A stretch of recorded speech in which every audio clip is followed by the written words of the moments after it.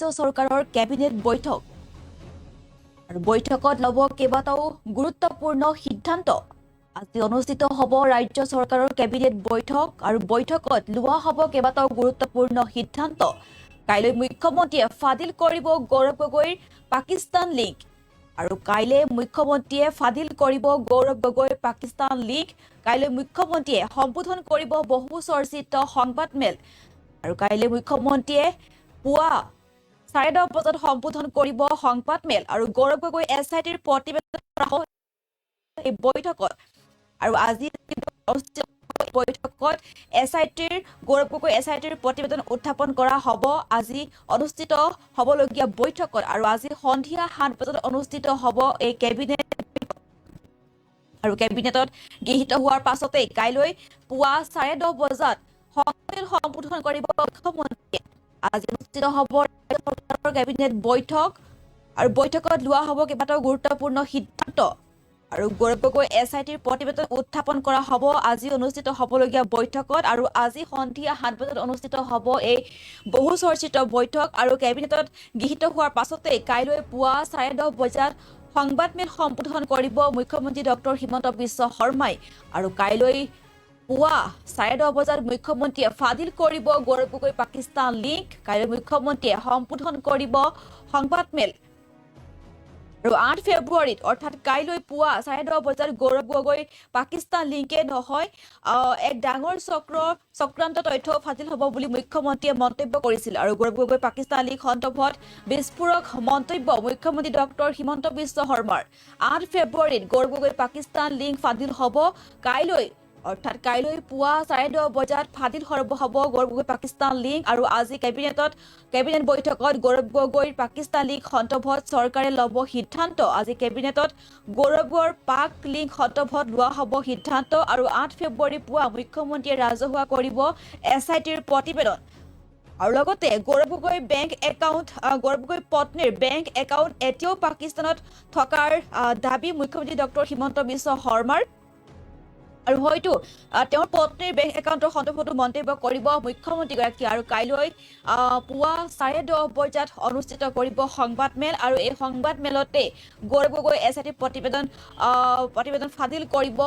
মুখ্যমন্ত্ৰী ডক্টৰ হিমন্ত বিশ্ব শৰ্মাই অৰ্থাৎ কাইলৈ পুৱা 10:30 বজাত ফাদিল হ'ব গৌৰৱ গগৈ পাকিস্তান লিংক আৰু তেওঁ এই পাকিস্তান লিংকৰ সন্দৰ্ভত কি কৈছিল মুখ্যমন্ত্ৰীগৰাকীয়ে এই মুহূৰ্তত মুখ্যমন্ত্ৰীগৰাকীৰ সেই ভাষ্য শুনক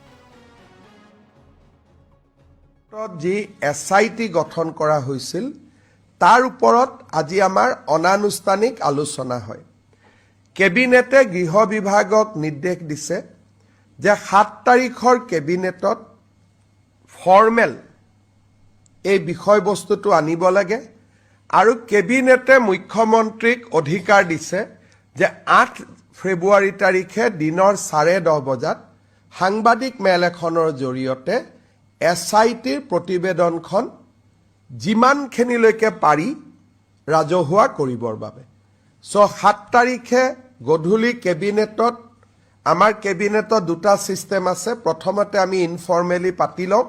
আৰু কোনটো লাইনত কেবিনেট মেমৰেণ্ডাম আহিব লাগে আমি ডিপাৰ্টমেণ্টক নিৰ্দেশ দিওঁ 7 তাৰিখে গৃহ আৰু ৰাজনৈতিক বিভাগে কেবিনেট মেমৰেণ্ডামখন আনুষ্ঠানিকভাৱে আনিব 8 তাৰিখে দিনৰ 10:30 বজাত ৰবিবাৰ আছে আমি এই কেবিনেট মেমৰেণ্ডামখন বা এছআইটিৰ ৰিপৰ্টটো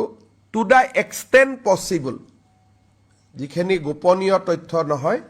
তাক আমি আটাইখিনিক ৰাজহুৱা কৰিবলৈ কেবিনেটে মুখ্যমন্ত্ৰীক অধিকাৰ প্ৰদান কৰিছে এটা গোচৰ ৰেজিষ্ট্ৰেশ্যন হৈছিলে আলী তৌকিৰ শ্বেখ বুলি এজন ব্যক্তিৰ বিৰুদ্ধে আজি আমাৰ কেবিনেটত এই সংক্ৰান্তত যি এছআইটি গঠন কৰা হৈছিল তাৰ ওপৰত আজি আমাৰ অনানুষ্ঠানিক আলোচনা হয় কেবিনেটে গৃহ বিভাগক নিৰ্দেশ দিছে যে 7 তাৰিখৰ কেবিনেটত ফৰ্মেল এই বিষয়বস্তুটো আনিব লাগে আৰু কেবিনেটে মুখ্যমন্ত্ৰীক অধিকাৰ দিছে যে 8 ফেব্ৰুৱাৰী তাৰিখে দিনৰ 10:30 বজাত সাংবাদিক মেল এখনৰ জৰিয়তে এছআইটিৰ প্ৰতিবেদনখন যিমানখিনিলৈকে পাৰি ৰাজহুৱা কৰিবৰ বাবে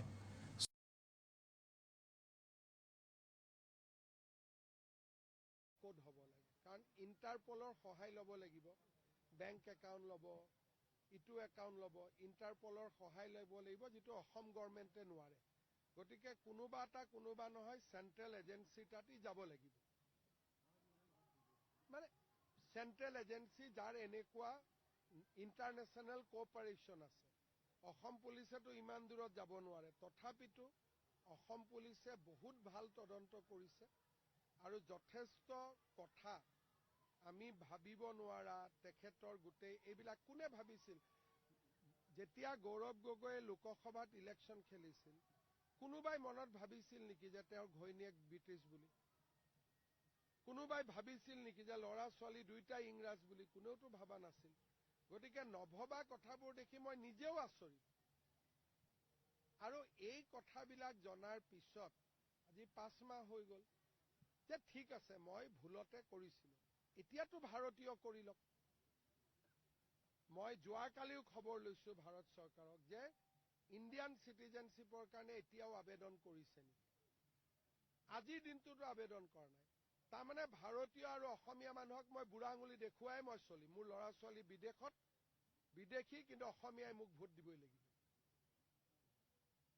অন্ততঃ জনাৰ পিছততো চাওক মানুহৰ ভুল হয় যে মই কিবা এটা ভাবি কৰিছিলোঁ, এতিয়া মই অসমৰ মুখ্যমন্ত্ৰী হ'ব খোজো, গতিকে নৈতিকতাৰ খাতিৰত মোৰ পৰিয়ালটো ভাৰতীয় হ'ল। যেতিয়া ৰাজীৱ গান্ধীয়ে ছোনিয়া গান্ধীক বিয়া কৰাইছিলে, ছোনিয়া গান্ধী প্ৰথমটো বিদেশীয়ে আছিলে, কিন্তু তাৰ পিছত তেওঁ ভাৰতীয় নাগৰিকত্ব হ'ল। কোনদিনা হ'ল? যেতিয়া ৰাজীৱ গান্ধী ৰাজনীতিত সোমালে। ৰাজনীতিত সোমোৱাৰ আগলৈকে ৰাজীৱ গান্ধী এজন প্ৰাইভেট চিটিজেন আছিল, ৰাজনীতিৰ পৰা দূৰত আছিল। সেইকাৰণে ছোনিয়া গান্ধীৰ নাগৰিকত্ব সলনি হোৱা নাছিল। কিন্তু যিদিনাখনে ৰাজীৱ গান্ধী MP হ'ল, তেওঁ প্ৰথম ছোনিয়া গান্ধীৰ নাগৰিকত্বটো সলনি কৰিলে। এতিয়া তেওঁ কংগ্ৰেছৰ নেতা আৰু ছোনিয়া গান্ধীৰ আদৰ্শ, মোৰ আদৰ্শ অনুসৰণ কৰিব নালাগে, ছোনিয়া গান্ধীৰ আদৰ্শটো অনুসৰণ কৰিব লাগে নে নালাগে?